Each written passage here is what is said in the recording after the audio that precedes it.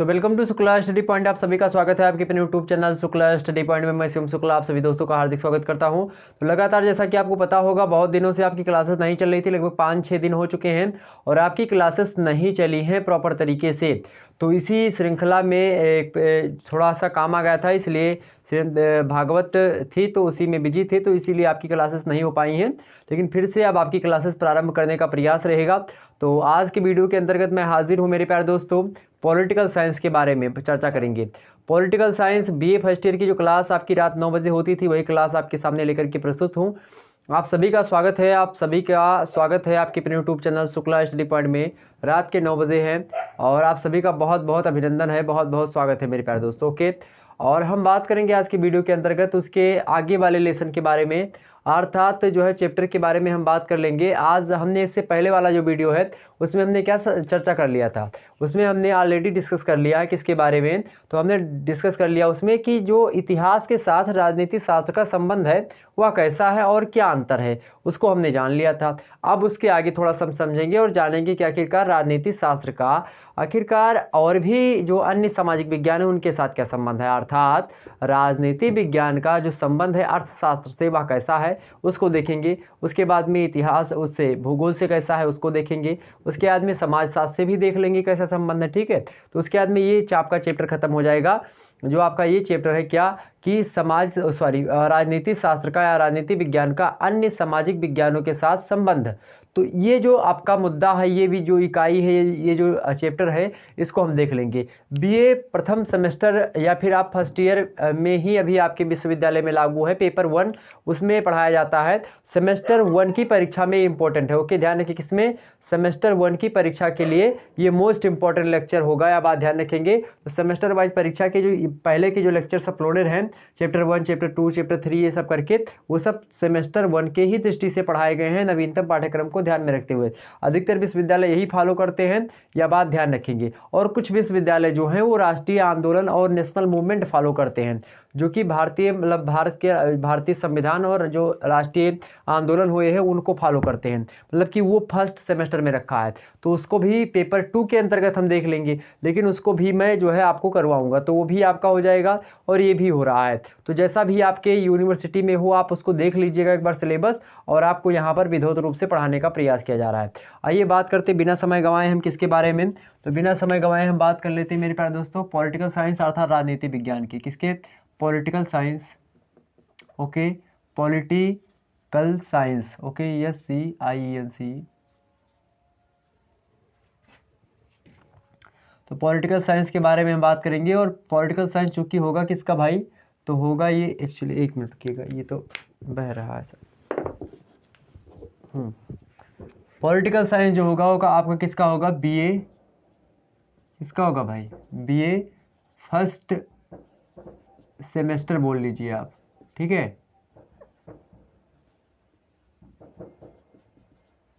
First semester 2022 के आगे के जो सत्र है, यानी न्यू पाठ्यक्रम के अकॉर्डिंग, और 23-24 तक भी चलते रहेंगे, और भी जो आने वाली परीक्षाएं हैं उनके लिए भी इम्पोर्टेंट है, तो यह बात भी ध्यान रखेंगे। तो फर्स्ट सेमेस्टर 2022-23 या फिर जो आगे वाले सेमेस्टर हैं उनके लिए इम्पोर्टेंट हो गया लेक्चर। तो विधिवत रूप से इसके बारे में हम जानकारी ग्रहण कर रहे हैं, आपको पता होगा, इससे पहले के लेक्चर आपने देखा होगा। तो सेमेस्टर ये, और चैप्टर का नाम क्या है भाई, तो आज की वीडियो के अंतर्गत हम मुख्यतया समझेंगे। जो मुख्यतया हमने दिया है रेफरेंस किसको दिया है, तो राजनीति शास्त्र और अर्थशास्त्र। राजनीति क्या, राजनीति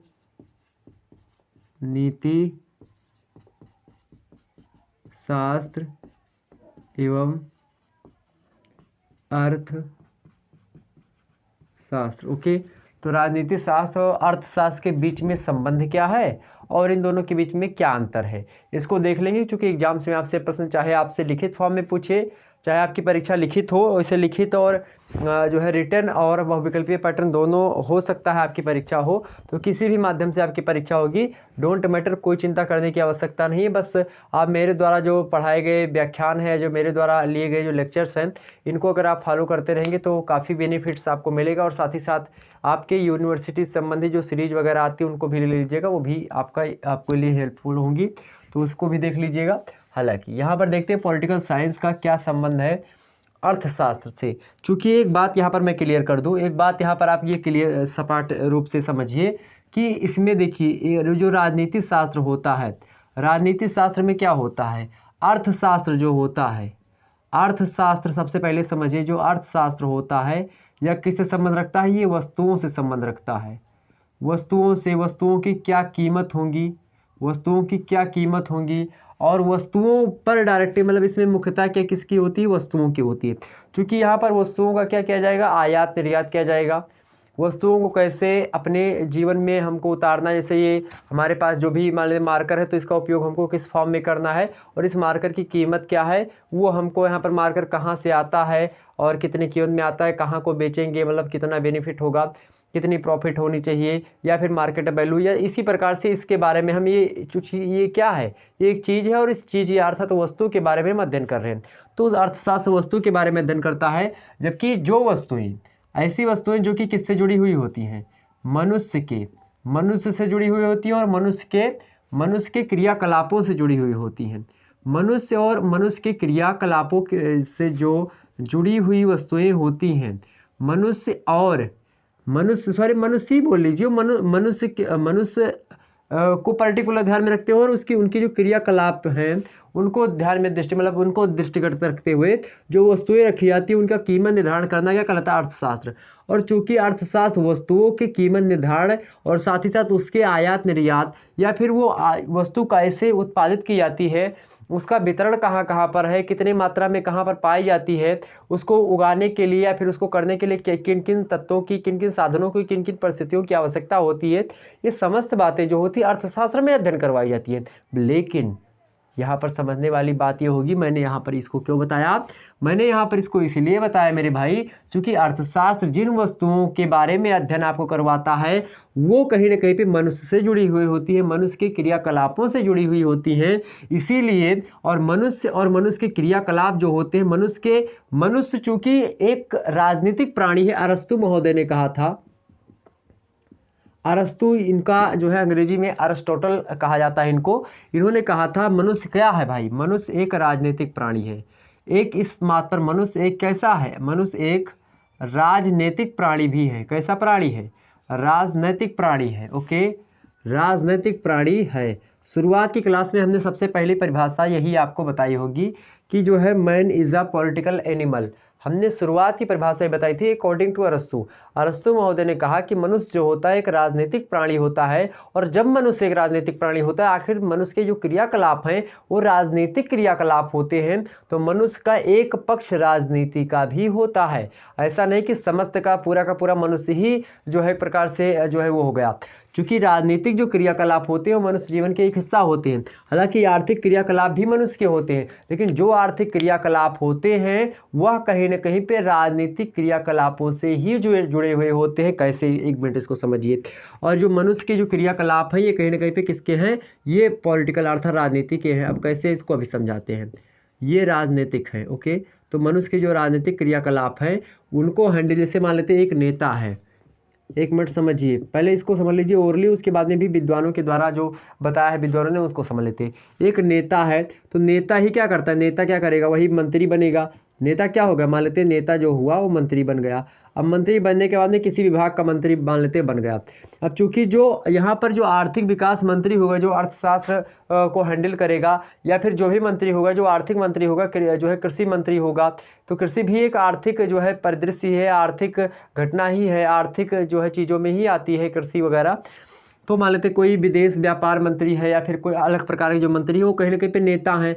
और नेता हैं, चूंकि जब वह नेता है मेरे प्यारे दोस्तों, और नेता ही क्या करेंगे, जो आर्थिक नियम होंगे, कोई आर्थिक नियम बनाना हुआ कौन बनाता है, आर्थिक नियम कोई हुआ, कोई कानून हुआ, तो ये सब कानून कौन बनाता है, ये सब मंत्री वगैरह नेता लोग ही संसद में कहाँ पर बनाते हैं, संसद में इन सभी नियमों को बनाते हैं। संसद में चाहे वो लोकसभा हो और चाहे वो राज्यसभा हो, तो इन सभी में जो आर्थिक नियम वगैरह होते हैं कहाँ पर बनते हैं, संसद में बनते हैं। और चूंकि संसद में कौन रहता है, जो राजनीतिक चीज़ें मतलब राजनीतिक जो व्यक्ति होते हैं, जो राजनीति से जुड़े हुए होते हैं वही होते हैं। और चूंकि जब राजनीति के द्वारा ही जो चुने हुए व्यक्ति होते हैं संसद में बैठते हैं और वही कानून बनाते हैं, जो कि जो आर्थिक परिदृश्य है या आर्थिक ढांचा है उसको कंट्रोल में कैसे किया जाए, उस पर कैसे नियम होंगे, क्या करा जाए, उसके लिए क्या नहीं किया जाए।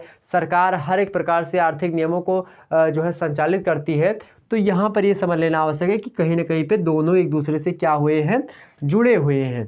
तो यहाँ पर आपको ये बात समझ में आ गई होगी निश्चित तौर पर। इसका एक बार आप लोग स्क्रीनशॉट लीजिए, ज़्यादा बार डिस्क्रिप्टिव करूँगा तो आप लोगों को थोड़ा वीडियो लंबा हो जाएगा, इसलिए इतने में समझ लीजिए कि क्या है। क्योंकि नेता मंत्री होते हैं वही नियम वगैरह सब बनाते हैं, जो संसद में बैठते जा करके राज्यसभा लोकसभा के सदस्य होते हैं, तो वही सब कानून बनाते हैं। और जब कानून नहीं बनाते हैं तो कानून सर्वोच्च सत्ता किसकी है, राजनीति शास्त्र की है। उसी के अंडर में आर्थिक परिदृश्य के जितने भी कानून वगैरह आयात निर्यात के हो, चाहे विदेश व्यापार नीतियाँ हो, कोई सब के सब कौन बनाता है, राजनीति शास्त्र के लोग ही बनाते हैं। राजनीति के जो है मतलब जो विचारक होते हैं वही बनाते हैं, मतलब विचारक नहीं बोल सकते, जो राजनीति को हथियाए हुए व्यक्ति हैं, मतलब राजनीति में नेता मंत्री के पद पर हैं, जो है वही करेंगे। ठीक है, तो यहाँ पर ये बात समझना है। तो यही एक बार इसकी साथ लीजिए, उसके बाद में हम और समझ लेते हैं कि और विद्वानों ने किस प्रकार से राजनीति और अर्थशास्त्र के बीच में संबंध को बताते हुए बातें बताई हैं, उनको हम समझ लेते हैं। एक बार इसका स्क्रीनशॉट लीजिएगा सभी लोग। तो अब हम बात कर लेते हैं मेरे प्यारे दोस्तों कि आखिरकार इन दोनों जो है विज्ञानों में या फिर इन दोनों शास्त्रों में क्या जो है संबंध है। उसके बाद में हम चर्चा कर लेंगे कि आखिरकार इन दोनों में क्या जो है डिफरेंस है। ओके, तो व्हाट इज़ जो है relation between political science and economics. अब हम बात कर लेते हैं पॉलिटिकल साइंस एंड इकोनॉमिक्स में क्या रिलेशनशिप है, क्या संबंध है। इसको डिफाइन करते हुए हमारे एक जो है आशीर्वादम महोदय हैं, डॉक्टर आशीर्वादम महोदय कहते हैं, इनके अनुसार अगर हम देखें, इन्होंने कहा कि एक शताब्दी पूर्व, अगर एक शताब्दी पूर्व मतलब होता है पहले, एक शताब्दी मतलब होता है 100 वर्षों के समय को शताब्दी कहते हैं। तो एक शताब्दी पूर्व मतलब पहले अर्थशास्त्र को राजनीति शास्त्र का ही एक अंग समझा जाता था। मतलब कि अर्थशास्त्र जो है राजनीति शास्त्र का ही एक अंग है, राजनीति शास्त्र का ही एक प्रकार से इकाई अंश आप मान सकते हो कि राजनीति शास्त्र का ही एक अंग है क्या, अर्थशास्त्र। तो आज के एक शताब्दी, आज के लगभग 100 वर्ष पहले की बात की जाए तो अर्थशास्त्र को राजनीति शास्त्र का ही क्या समझाता था, राजनीति शास्त्र का एक अंग मात्र समझा जाता था। क्या, एक अंग मात्र समझा जाता था। इस विषय का नाम क्या था उस समय जब इसका उदय नहीं हुआ था। तो आपसे प्रश्न यहाँ भी पूछा जा सकता है कि इकोनॉमिक्स का पहले नाम क्या था, तो उसका क्या नाम था, पॉलिटिकल इकोनॉमी। क्या नाम था, पॉलिटिकल इकोनॉमी नाम था। इस सभी को पॉइंट को इनको नोट कर लीजिएगा। तो यह बात ध्यान रखेंगे, एक शताब्दी वर्ष पहले अर्थशास्त्र को राजनीति शास्त्र का एक अंग माना जाता था। इसको उस समय पॉलिटिकल इकोनॉमी के नाम से हम लोग जानते थे। पॉलिटिकल इकोनॉमी मतलब कि ये पॉलिटिकल जो शब्द है, पॉलिटिकल मतलब राजनैतिक और इकोनॉमी मतलब होता है अर्थशास्त्र या फिर जो है अर्थशास्त्र बोल सकते हैं। तो ऐसी विचारधाराएं या फिर ऐसी चीज़ें जो कि राजनीति से संबंध रखते हुए भी आर्थिक क्रियाओं से मनुष्य के जीवन के संबंध रखती थी, उन्हीं चीज़ों पर अध्ययन यहाँ पर करवाया जाता था। निश्चित तौर पर पॉलिटिकल चीज़ें ही निर्धारित करती है कि राजनीति मतलब पॉलिटिकल चीज़ें ही निर्धारित करती हैं कि इकोनॉमी कैसी होती है, आर्थिक चीज़ें कैसी होती हैं। समझिए, तो इकोनॉमी था। आज की राजनीति पर जो है, आज की जो राजनीति है उस पर जो आर्थिक परिस्थितियां होती हैं उनका बहुत ज़्यादा प्रभाव दिखाई पड़ता है। बात करें हम आर्थिक प्रजातंत्र की, प्रजातंत्र जो राजनीतिक एक होता है राजनीतिक प्रजातंत्र, राजनैतिक प्रजातंत्र। तो जो राजनैतिक प्रजातंत्र होता है मेरे प्यारे दोस्तों, मतलब पॉलिटिकल जो है प्रजातंत्र जो होता है, राजनीतिक जो प्रजातंत्र होता है, रिपब्लिक होता है, उसका मतलब क्या होता है, अगर उससे हम आर्थिक चीज़ों को हटा दें, राजनीतिक प्रजातंत्र से यदि हमने आर्थिक प्रजातंत्र को हटा दिया तो राजनीतिक प्रजातंत्र मात्र एक क्या रह जाएगा, मात्र एक कोरी कल्पना रह जाएगा, मात्र एक कोरी कल्पना मात्र रह जाएगा, कोरी कल्पना ही रह जाएगा। और ध्यान रखें, जब ये कोरी कल्पना रह जाएगा तो क्या हो जाएगा, ये वैज्ञानिकता पर भी इसके सवाल उठने रहेंगे। जो है कल्पना मात्र रह जाएगा, ओके, रह जाएगा। तो आप इसको यहाँ पर नोट डाउन कर लीजिएगा। तो समझने की बात ये करें कि आशीर्वादम महोदय ने बताया कि एक शताब्दी पूर्व अर्थशास्त्र को राजनीति शास्त्र का एक अंग माना जाता था। इस विषय का नाम पॉलिटिकल इकोनॉमी उस समय था। आज की राजनीति पर आर्थिक परिस्थितियों का बहुत अधिक प्रभाव पड़ता है, मतलब जो आर्थिक परिस्थितियां हैं उनका आज के राजनीति पर बहुत ज़्यादा प्रभाव पड़ता है। अगर आर्थिक तंत्र मजबूत है तो राजनीति भी मजबूत है, अगर राजनीति थोड़ा सा डगमगाई तो आर्थिक ढांचे पर उतना ज़्यादा प्रभाव नहीं पड़ सकता जितना ज़्यादा आर्थिक ढांचे के बदलाव से राजनीति पर पड़ता है, जो कि राजनीति में भी अब पैसे चलते हैं। तो राजनीति भी आर्थिक पर मतलब आर्थिक तंत्रों पर निर्भर है, और आर्थिक तंत्र जो होते राजनीति पर तो निर्भर थे ही। तो ये बात समझिए, मतलब दोनों एक दूसरे से क्या है, संपूरक है, अन्योन्याश्रित का संबंध है। तो आर्थिक परिस्थितियों का जो है आज की राजनीति पर आर्थिक परिस्थितियों का बहुत अधिक प्रभाव दिखाई पड़ता है, तथा आर्थिक परिस्थितियों पर राजनीति का दिखाई पड़ता है। तो दोनों पर क्या है, एक प्रकार से आप लिखेंगे यहाँ पर एक पॉइंट और यहाँ पर बन सकता है कि जो है क्या नाम है उसका, राजनीति शास्त्र राजनीति लिखिएगा, राजनीति शास्त्र और अर्थशास्त्र का अन्योन्याश्रिता का संबंध है, अन्योन्याश्रित का संबंध है। मतलब इसका क्या है, अन्योन्याश्रित का मतलब यही होता है मेरे भाई कि मतलब एक दूसरे के बिना जो है चीज़ें उतनी ज़्यादा जो है संभव नहीं, इतनी ज़्यादा हैं इस समय। तो दोनों को एक दूसरे की ज़रूरत है, तो इसको आशीर्वादम महोदय ने डिफाइन किया, तो इसको नोट डाउन करेंगे। यहाँ पर और देखेंगे बात, यहाँ पर समाजवाद, साम्यवाद, आर्थिक प्रजातंत्र, इन सब की जो विचारधाराएँ हैं ये आर्थिक व्यवस्था से ही जुड़ी हुई है, आर्थिक व्यवस्था पर ही आधारित ये विचारधाराएँ हैं। ये समाजवाद क्या है, ये समाजवाद क्या है मेरे प्यारे दोस्तों, यह भी एक प्रकार से जो समाज के लोगों को आगे बढ़ाना, मतलब यहाँ पर पूंजी को ध्यान में ना रखते हुए, यहाँ पर पूंजीपतियों को ध्यान में न रखते हुए समाज के प्रत्येक वर्ग के व्यक्ति पर ध्यान रखा जाता है। चाहे वो साम्यवाद हो, किसका साम्यवाद मेरे, चाहे किसका जो है, चाहे वर्ग संघर्ष की विचारधारा रही हो, वर्ग संघर्ष की विचारधारा किसकी रही है, कार्ल मार्क्स की। तो कार्ल मार्क्स की जो चाहे वर्ग संघर्ष की विचारधारा हो, वह भी कहीं ना कहीं पे आर्थिक से संबंध भी है। और चूंकि ऐसे व्यक्ति एक पूंजीपति वर्ग का व्यक्ति है और एक सर्वहारा वर्ग का व्यक्ति है, और दोनों के बीच में जब संघर्ष होता है तो उसी प्रकार के संघर्ष को हम वर्ग संघर्ष कहते हैं, जो कि कार्ल मार्क्स महोदय ने दिया था। तो वह विचारधारा राजनीति में भी आप पढ़ सकते हैं, और आर्थिक क्रिया मतलब अर्थशास्त्र में भी उसको पढ़ेंगे, और राजनीति शास्त्र में भी उसको पढ़ना पड़ेगा। तो इसीलिए ये दोनों एक दूसरे से हैं। आर्थिक प्रजातंत्र आप समझ गए, हमने बता दिया कि राजनीतिक प्रजातंत्र मात्र एक पूरी कल्पना रह जाता है जब इससे हम आर्थिक प्रजातंत्र को हटा लेते हैं। ठीक, इतनी बात क्लियर हो गई। तो यहाँ पर ये बातें आपकी क्लियर हो गई। साथ ही साथ जो है कौटिल्य की पुस्तक कौन है, कौटिल्य की पुस्तक का क्या नाम है, कौटिल्य की जो पुस्तक है अर्थशास्त्र, कौटिल्य का मतलब कौन, चाणक्य, इनकी पुस्तक क्या नाम है, अर्थशास्त्र। अर्थशास्त्र तो नाम है उसका, लेकिन उसमें विचार किसके हैं, उसमें विचार पॉलिटिकल साइंस के ही बताए गए हैं। और जब पॉलिटिकल साइंस के विचार उसमें बताए गए तो आप समझिए कि इनमें मिली जुली प्रतिक्रियाएं इसमें देख सकते हैं। कौटिल्य के अर्थात चाणक्य ने जो अर्थशास्त्र नाम से पुस्तक लिखी है, उस पुस्तक में राजनीति शास्त्र और अर्थशास्त्र की मिली जुली प्रतिक्रियाएं हमको प्राप्त होती हैं। तो यहाँ पर ये बात यहाँ पर समझ लेना अति आवश्यक है। साथ ही साथ आपको यह भी बता दूं कि जो एक प्रकार से बात की है रिपब्लिक नामक पुस्तक है, उसमें भी ऐसी बातों का पता चलता है हमको। रिपब्लिक पुस्तक किसकी मेरे प्यारे दोस्तों बताएं, सॉरी जो है अरस्तु की पॉलिटिक्स पुस्तक है, अरस्तु की पॉलिटिक्स पुस्तक है, वही की रिपब्लिक भी है, प्लेटो की, रिपब्लिक प्लेटो की है। ओके, अरस्तु की मैं बात किसके कर रहा था, अरस्तु के बारे में, क्योंकि अरस्तु ही ने बताया था। अरस्तु कौन है, अरस्तु जो है वो पॉलिटिकल साइंस के कौन है भाई, जनक है। अरस्तु कौन है, पॉलिटिकल साइंस के जनक हैं। और चूंकि अरस्तु ने क्या कहा, अरस्तु की एक पुस्तक कौन सी है, पॉलिटिक्स की, क्या पुस्तक है, पॉलिटिक्स। आपसे पूछे पॉलिटिक्स पुस्तक के लेखक कौन है, तो ये किसने लिखी है, अरस्तु ने लिखा है। ओके, तो अरस्तु की पुस्तक कौन सी है, पॉलिटिक्स है। और यही अरस्तु व्यक्ति पॉलिटिक्स पुस्तक में भी पॉलिटिकल साइंस के बारे में बताते हुए उसका अर्थशास्त्र के साथ मिलीजुली प्रतिक्रियाएं भी बताते हैं। वहीं अर्थशास्त्र नाम की जो पुस्तक है, जो कि कौटिल्य अर्थात किसने लिखी है, कौटिल्य के बारे में अगर बताना चाहें तो कौटिल्य मतलब चाणक्य जी ने, तो चाणक्य ने उसमें अर्थशास्त्र नाम से जो पुस्तक लिखी उसमें राजनीति के बारे में बातें बताई हैं, तो और अर्थशास्त्र के बारे में भी उसमें बातें आपको मिल जाएंगी। दोनों की मिली जुली प्रतिक्रियाएं हैं, तो इस प्रकार से इसका संबंध आप यहाँ पर देख सकते हैं। अब हम थोड़ा सा बात कर लेते हैं इन दोनों के विषयों में क्या क्या डिफरेंस है, अर्थात क्या अंतर है, तो उस अंतर को भी हम समझ लेते हैं। ओके, इतनी बात क्लियर हुई। एक बार क्लियर हुई तो फटाफट से एक बार वीडियो को लाइक और शेयर करिए कि सभी लोग, जितने लोग देख रहे हैं फटाफट से एक बार वीडियो को लाइक और शेयर कर दीजिएगा, सभी लोग लाइक और शेयर कर दीजिएगा। और जो है जिस प्रकार की आपको क्लास चाहिए उसको आप लोग आगे बताएं कि हाँ सर जी हमको ये क्लास चाहिए, और ये सभी लोग आप देख लीजिए। और जल्द ही आपके सामने मॉडल पेपर देने का प्रयास रहेगा, इन सभी का मॉडल पेपर दोनों दे दूंगा 2022 के, उस मॉडल पेपर पर मतलब लगातार 3-4 मॉडल पेपर हो जाएंगे आपके, तो विधिवत रूप से आप उसको गहन अध्ययन कर लीजिएगा, वहीं से सारे के सारे प्रश्न आपके एग्जाम से फंसेंगे। और संभावना यही रहती है कि मेरे मॉडल पेपर से लगभग और लगभग मेरे प्यारे दोस्तों आपको बता दूं, अगर एक दो मॉडल पेपर आपने हल कर लिया, लगभग 70% नंबर आपके जो तय हो जाते हैं कि हाँ वहीं से आने हैं।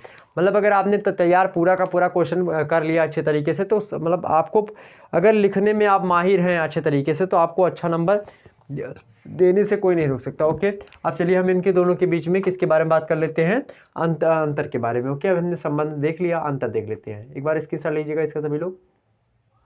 तो अब हम बात कर लेते हैं मेरे प्यारे दोस्तों कि आखिरकार इन दोनों के बीच में क्या अंतर है। अभी तक हमने समझा कि राजनीति शास्त्र और अर्थशास्त्र के बीच में क्या संबंध था, अर्थात what is relation between economics and political science. Then अब हम समझेंगे कि आखिरकार what is different between political science and economics. Okay, आइए हम चर्चा कर लेते हैं कि मुद्दों पर। आप सभी लोगों का साथ दे करके बहुत ही अच्छा लग रहा है और बहुत बहुत शुक्रिया आप सभी का, बहुत बहुत धन्यवाद। बस आप लोग बातचीत बिल्कुल भी ना करें, आसानी से पढ़ाई करें, आपके कॉन्सेप्ट बिल्कुल क्लियर होंगे।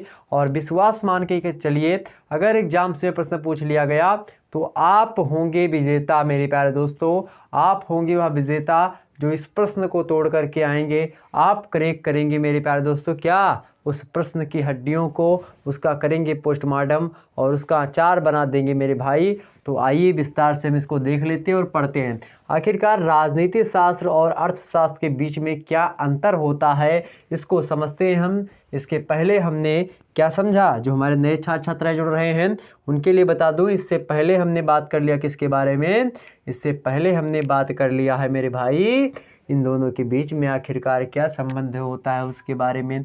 आइए हम बात कर लेते हैं कि आखिरकार इनमें क्या अंतर होता है। पहला अंतर देखें, अर्थशास्त्र मुख्य रूप से जो होता है मानव की अर्थ संबंधी क्रियाओं से संबंधित होता है। किससे, मानव के अर्थशास्त्र जो होता है, जो अर्थशास्त्र होता है वह मानव के आर्थिक क्रियाओं से संबंध रखता है।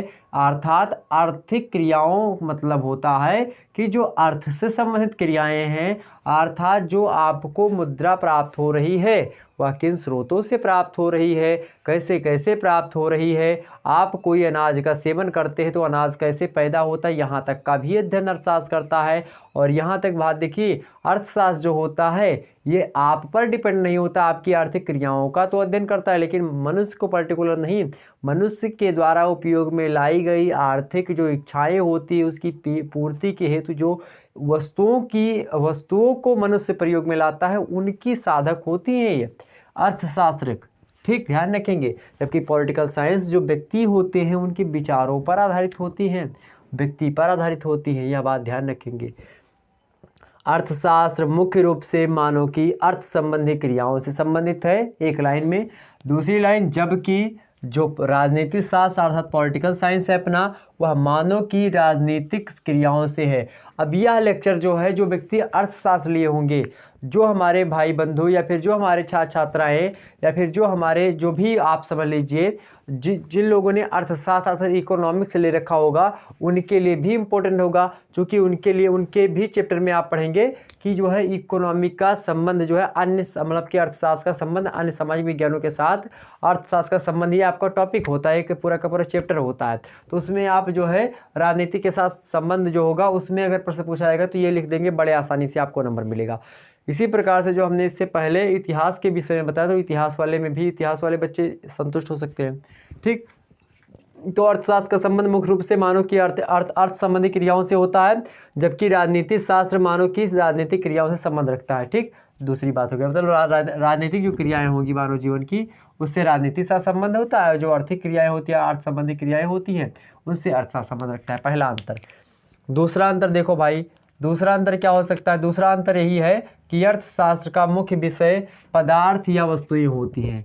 मतलब कि अर्थशास्त्र का मुख्य विषय क्या होता है, अर्थशास्त्र का आपसे एग्जाम से प्रश्न पूछे अर्थशास्त्र का मुख्य विषय क्या है, तो पदार्थ या वस्तुएं हैं। और राजनीति शास्त्र का मुख्य विषय पूछेगा तो क्या है राजनीति शास्त्र का मुख्य विषय, राजनीति शास्त्र का मुख्य विषय क्या है, मनुष्य और उसके कार्य।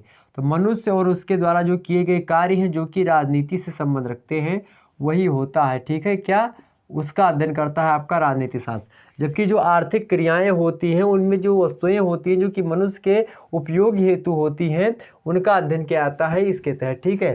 तो उनका अध्ययन इसके तहत हम करते हैं, ठीक। तो अर्थशास्त्र का मुख्य विषय क्या है, पदार्थ या फिर वस्तुएं हैं, जबकि राजनीति शास्त्र का मुख्य विषय क्या है, मनुष्य हैं और मनुष्य के द्वारा जो किए गए कार्य हैं जो कि राजनीति से मतलब राजनीतिक पक्ष वाले मतलब जो राजनीतिक कार्य है। नेक्स्ट हम बात कर लेते हैं अगला मुद्दा। अगला अंतर क्या है भाई, समझते चलिए और इसको नोट डाउन करते हुए साथ साथ आप लोग लिख लेंगे इसको, ओके। इन सभी मुद्दों को आप लिखते हुए चलेंगे, ज़्यादा बेटर रहेगा। अगर लिख लेंगे तो आपके लिए ही बेनिफिट होगा और आपको आगे परेशानी नहीं होगी किसी मुद्दे में, ठीक है।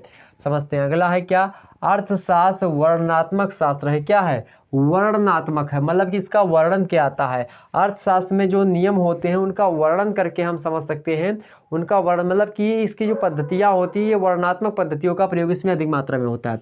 तो अर्थशास्त्र वर्णनात्मक शास्त्र है, जबकि जो राजनीति शास्त्र है मेरे प्यारे दोस्तों ये क्या है, जबकि राजनीति शास्त्र आदर्शनात्मक क्या है, आदर्शात्मक शास्त्र है। क्या है, आदर्शात्मक शास्त्र है। आदर्शात्मक मतलब होता है आइडियलिज्म, मतलब ये आइडियल पर चलता है, अर्थात जो पुराने जैसे प्लेटो हो गए, अरस्तु हो गए या फिर अन्य जो विद्वान हैं उन्होंने जो विचारधाराएं दे दी उन्हीं विचारधाराओं को तोड़ मरोड़ करके या उन्हीं विचारधाराओं को अपना लेते हैं जो आने वाले विचारक होते हैं। मतलब जो पहले जो प्राचीन जो विचारक रह चुके हैं राजनीति शास्त्र के, अगर उनके विचारों को पढ़ करके कोई व्यक्ति उसमें थोड़ा सा संशोधन करके आगे कर दे तो वही चीज़ क्या हो जाती है, राजनीतिक विचार हो। मतलब यहाँ पर आदर्श चलता है कि हाँ उन्होंने क्या कहा था, उन बातों को ध्यान में रखते हुए आगे बढ़ते हैं। लेकिन अर्थशास्त्र में क्या चलता है, नियम चलते हैं कि जिस परिस्थिति होती है परिस्थिति के हिसाब से सारी चीज़ें बदलती रहती हैं। यहाँ पर आपको ये समझना परम आवश्यक था। तो एक अंतर क्या, अर्थशास्त्र वर्णनात्मक शास्त्र है, जबकि राजनीति शास्त्र आदर्शनात्मक शास्त्र है। तो ये क्या है, वर्णनात्मक शास्त्र है या वर्णनात्मक विषय इसमें होते हैं, वर्णनात्मक पद्धतियों का प्रयोग होता है, इसमें आदर्शनात्मक पद्धतियों का प्रयोग होता है, पहला अंतर। और इसका थोड़ा सा डिस्क्रिप्टिव फॉर्म आगे हमने लिख दिया है क्या, कि इसीलिए किसके लिए, चूंकि अर्थशास्त्र वर्णनात्मक विषय है और राजनीति शास्त्र आदर्शनात्मक विषय है, इसीलिए तो कहा गया है कि एक अर्थशास्त्री जो होता है वह हर वस्तु का दाम तो जानता है। एक अर्थशास्त्री यह जानता है कि यह मार्कर जो है कि 30 रुपये का, मान लेते हैं यह मार्कर 30 रुपये का, वास्तविक है कि 30 रुपये का मार्कर है तो भाई या 25 रुपये का है। तो यह एक अर्थशास्त्री यह बता सकता है कि एक वस्तु या फिर हर वस्तु का दाम क्या होता है। यह मार्कर 25 रुपये का है तो यह एक अर्थशास्त्री जानता है, परंतु यह मार्कर 25 रुपये का क्यों है, यह मार्कर 25 रुपये का क्यों है यह बात नहीं जानता, परंतु वह किसी भी वस्तु के वास्तविक मूल्य को नहीं जानता जो कि उसकी एक्चुअल वैल्यू होती है। एक अर्थशास्त्री यह बता सकता है कि इसकी मार्केट वैल्यू क्या है, लेकिन अर्थशास्त्री यह नहीं बता सकता कि इसकी वास्तविक वैल्यू क्या है, मतलब इसका उपयोग हमको कैसे करना है यह वह सही तरीके से नहीं समझा सकता। हालांकि समझाता है किसी मुद्दों में, लेकिन उतना नहीं होता है। तो यहाँ पर समझे, एक अर्थशास्त्री हर वस्तु का दाम तो जानता है लेकिन हर वस्तु का उपयोग या फिर वास्तविक जो मूल्य होता है उसको नहीं जानता है। ये ऊपरी मार्केट वैल्यू में फंसा रहता है, कितना घाटा कितना मुनाफा, कितने में बना, किसको उतना फायदा करके बेचे, ये सब तो जानता है कि कितने में बना, कितना बनने में लगा, क्या क्या बना और क्या है। लेकिन इसकी वास्तविक उपयोग जो होता है, इसका वास्तविक वैल्यू कि 1 लीटर, मतलब इसको तो गुणवत्ता के हिसाब से नहीं पता है, इसकी गुणवत्ता के हिसाब से नहीं पता इसकी वैल्यू, मतलब इसको एक प्रकार से बात की है मात्रात्मक वैल्यू आपको इसमें पता चल सकती है। हालांकि वो ज़्यादा ऊंचा लेवल हो जाएगा, वहाँ पर मैं चलिए चूँकि वो नेट ERF के टक्कर मतलब लगभग हो जाएगा या फिर TGT PGT की एग्जाम से की दृष्टि से। हालांकि यहाँ पर ये समझें आपके लिए BA वालों के लिए इतना पर्याप्त है। ठीक, आगे बढ़ते हैं। आगे देखिएगा चौथा अंतर, बस 4 अंतर लिख देंगे, आपका एक प्रकार से एग्जाम्स में अच्छा नंबर। अगला क्या है, अर्थशास्त्र में व्यक्ति लक्ष्य नहीं है। सबसे पहले समझिए अर्थशास्त्र क्या है, व्यक्ति इसमें लक्ष्य नहीं होता, अर्थात व्यक्ति को ध्यान में रख करके अर्थशास्त्र को नहीं पढ़ाया जाता। ठीक है, व्यक्ति का महत्व उसके द्वारा निर्मित मतलब निर्माण की गई, बनाई गई, बेची गई या फिर प्रयोग में लाई गई। निर्मित मनुष्य के द्वारा जो व्यक्ति का महत्व, किसी व्यक्ति का महत्व इसमें कब है, जो व्यक्ति के द्वारा जो बनाए गए या फिर निर्मित किए गए जो वस्तु हैं या बेची गई जो वस्तु हैं या प्रयोग में लाई गई जो वस्तुएं हैं उन्हीं तक सीमित है। कि जो व्यक्ति के पूरे व्यक्तित्व के बारे में अध्ययन नहीं करता है, जो आपका अर्थशास्त्र होता है। अर्थशास्त्र व्यक्ति को लक्ष्य नहीं मानता, लक्ष्य किसको मानता है? जो मनुष्य के द्वारा बनाई गई वस्तुएं हैं, मनुष्य के द्वारा जो बेची गई वस्तुएं हैं, मनुष्य के द्वारा जो उपयोग में लाई गई वस्तुएं हैं, उन पर फोकस रहता है कि मनुष्य हमने जो है कौन से मार्कर से पढ़ाया, किससे पढ़ाया, कैसे पढ़ाया, ये इस पर फोकस करता है। हमारी जो अन्य क्वालिटीज़ हैं उस पर ध्यान नहीं देता है। तो अर्थशास्त्र मनुष्य के द्वारा निर्मित की गई या बेची गई या फिर प्रयोग में लाई गई वस्तुओं पर का अध्ययन करता है या फिर उस पर ध्यान केंद्रित करता है। जबकि मेरे प्यारे दोस्तों, जो राजनीतिक शास्त्र होता है उसमें व्यक्ति को ही लक्ष्य माना जाता है, व्यक्ति को ही साध्य माना जाता है। तो राजनीतिक शास्त्र में व्यक्ति के जो आदर्शात्मक विचार होते हैं उनको साक्ष्य मान करके हम लोग आगे बढ़ते हैं। लेकिन जो अर्थशास्त्र होता है वो उपयोग में लाई गई वस्तुएं, निर्मित अर्थात बनाई गई जो वस्तुएं होती हैं उन पर ध्यान रखा जाता है, जो कि मनुष्य के द्वारा बनाई गई हैं, मनुष्य की आर्थिक क्रियाकलापों की पूर्ति हेतु या मनुष्य के अन्य उपयोग के लिए जो बनाई गई वस्तुएं हैं उनका जो होता है ये चीज़ें बनाई जाती हैं। ठीक, इतनी बातें क्लियर हो गई आपकी। ये था एक प्रकार से जो कि राजनीतिक शास्त्र और अर्थशास्त्र के बीच में अंतर था, जो कि हमने आपको समझाया। तो इतनी बातें आपके समझ में आ गई। तो क्या मनुष्य की जो व्यक्ति का लक्ष्य नहीं होता, किसमें अर्थशास्त्र में व्यक्ति लक्ष्य नहीं होता, जबकि राजनीतिक शास्त्र में आपसे पूछे क्या लक्ष्य होता, तो व्यक्ति इसमें लक्ष्य होता है। व्यक्ति ही क्या होता है, साध्य और लक्ष्य दोनों ही बातें हैं। इतनी बात क्लियर हो गई। तो ये बातें आपके समझ में आ गई। तो राजनीतिक शास्त्र का और अर्थशास्त्र के बीच में जो संबंध था हमने आपको विस्तार से समझा दिया। तो आज की क्लास यहीं पर जो है डिले करते हैं, यहीं पर आपको डिले बोलते हैं हम, यहीं पर जो है क्लास को छोड़ते हैं आपकी। ठीक है, मतलब विश्राम देते हैं अपनी वाणी को। तो हालांकि भागवत वगैरह में वाणी को विश्राम देने के लिए ही बोला जाता है, तो वही बात निकल गई। चलिए कोई बात नहीं। तो चलिए फिर भगवान का नाम लेके जो है कल से फिर क्लास आपकी स्टार्ट होगी। कल से फिर क्लास आपकी जो है हो सकता है सोशियोलॉजी क्लास चला दे, या फिर हो सकता है ये क्लास आ जाए, या फिर अन्य किसी सब्जेक्ट किया जाए। उसको मैं जो है जल्द ही बता दूंगा कौन सी क्लास किस दिन चलेगी। हालांकि आपकी रात 9 बजे एक क्लास अब डेली देने का प्रयास करेंगे। ठीक है, तो आप सभी लोग इसको लाइक और जो है शेयर करें, और सभी लोग जो है सभी मुद्दों को नोट डाउन कर लीजिएगा, स्क्रीनशॉट ले लीजिएगा इसका फटाफट से। एक बार सभी लोग वीडियो को लाइक और शेयर कर दीजिएगा। Good night all of you. सभी लोगों को गुड नाइट, और सभी लोगों को शुभ रात्रि। सभी लोगों को एक प्रकार से जो बड़े हैं उनको प्रणाम, जो छोटे हैं उनको आशीर्वाद। सभी लोग अपने एक प्रकार से सुबह की पहली किरण होते हुए आप जो है भगवान सूर्य का दर्शन करें, और अपने हिसाब से जो भी आपके रिक्वायरमेंट है जीवन की उसकी पूर्ति के लिए अपने अपने जो ईश्वर हैं, अपने अपने धर्म के बताए गए उन पर चले आप सभी लोग। उनको कभी मंद न करिएगा, क्योंकि उन्हीं के द्वारा ही आप भी चलायमान हैं और हम आप सभी लोग चलायमान हैं। ठीक, चलिए माध्यम अलग अलग है, बाकी सब एक ही है। ठीक, तो यहाँ पर इतनी बातें आपके समझ में आ गई होंगी निश्चित तौर पर। अब हम मिलेंगे इसके जो है अगले चैप्टर के साथ। हालांकि एक कौन सा चैप्टर था आप लोग ध्यान दीजिएगा, चैप्टर का नाम हमने इस पर नहीं लिखा है, और जल्दी चैप्टर मतलब चैप्टर का नाम क्या है इसका, उसका जो होगा 5वां चैप्टर था क्या, कौन सा चैप्टर था, जो भी होगा वो देख लीजिएगा आप। इसका अगला चैप्टर आपके सामने जल्दी आएगा, जिसके अंतर्गत हम बात कर लेंगे। तो भूगोल के बारे में बात कर लेंगे, और हम शायद हो सकता है समाजशास्त्र से भी संबंध देख लेंगे एक ही वीडियो के अंतर्गत। ठीक, नेक्स्ट वीडियो यही होगा आपका शायद। फिर मिलते हैं नेक्स्ट वीडियो, तब तक के लिए जय हिंद जय भारत। धन्यवाद आप सभी का।